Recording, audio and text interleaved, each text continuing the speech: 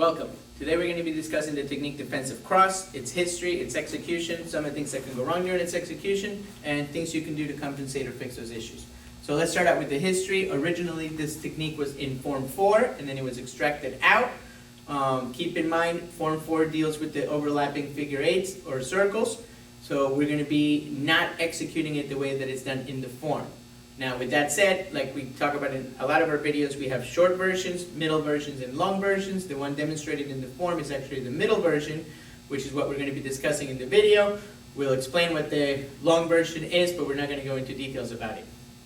So let's talk about the first thing that can go wrong. Again, is you try executing the technique as it is done in the form. So what I mean by that is you're trying to stick to the figure eights, and you're staying on the line of attack. If you look at the form, we do it two different ways, where we're stepping back with one foot and where we step back with both feet, but you stay on the line of attack. So that's not the way you want to execute it for the ideal phase. You'd want to start the initial maneuver on the line and then divert off the line of attack, exposing their center line to have a better success at doing the technique correctly.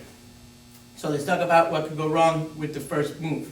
So this is of a right front kick. First thing that can go wrong is you try using one of your hands to block a kick, and I'm taking the full impact, whether it's my left or my right, and I don't want to do that. So the first thing you want to do is use both hands, but again, I don't want to try to take the full impact of his arm against both of my arms.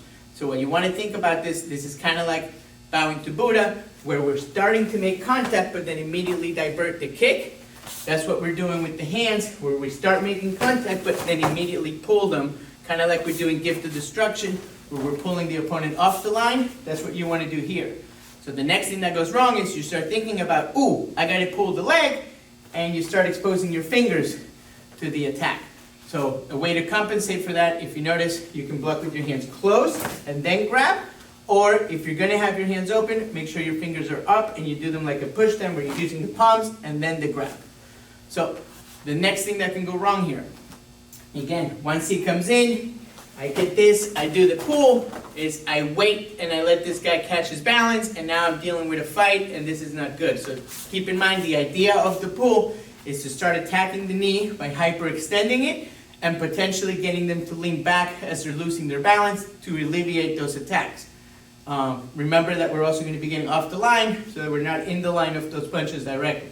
So from here, that's the idea that I want. Now, keep in mind, again, that follow-up punch could be coming, so in order to turn an offense into a defense, I would shorten my circle, and that's why we're going to talk about the next part. I don't want to do the figure eights that are in the form, because if that punch was coming, this is going to get there before this gets to do the block.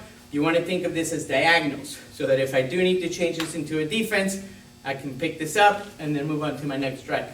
So we're going to switch places real quick so you can see everything better from this side. This would be basically where the short version of the technique would end. So as he comes in, I'd get here, I'd hit, and I could cover out. So, but we're going to continue to the middle version. So again, as he comes in, we get the block, I get the pull, I have the strikes, and again, we want to use this as a diagonal because it immediately controls my opponent. We don't want to stick to the figure eight pattern.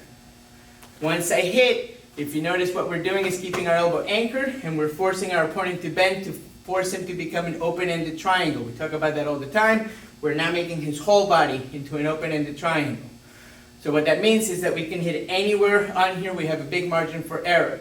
So we're going to be doing what's called center mass principle, where the mass of my body is going to stay stationary, and I'm going to be moving my weapons to generate power.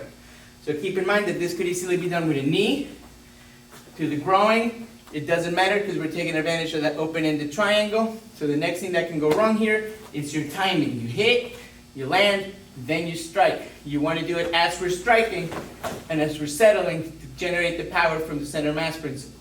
So keep in mind when we're doing the upward lifting back knuckle that you do want to hit with the knuckles, not with the top of the hand. And you want to make sure that it's turned so you can hit with the knuckles. Here's where the technique ends. From here you would add the kicks, which would be for the long version of the technique, but we're not going to cover those. That's for category completion. So we'll go over one more time. Remember not to do this like the form, so get off the line of attack. Don't do the figure eight patterns.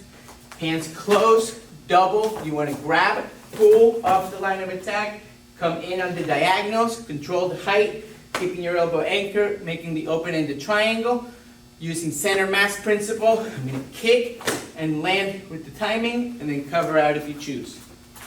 Let's go back to the original place. You can see it one more time, a little bit quicker, but without the explanation.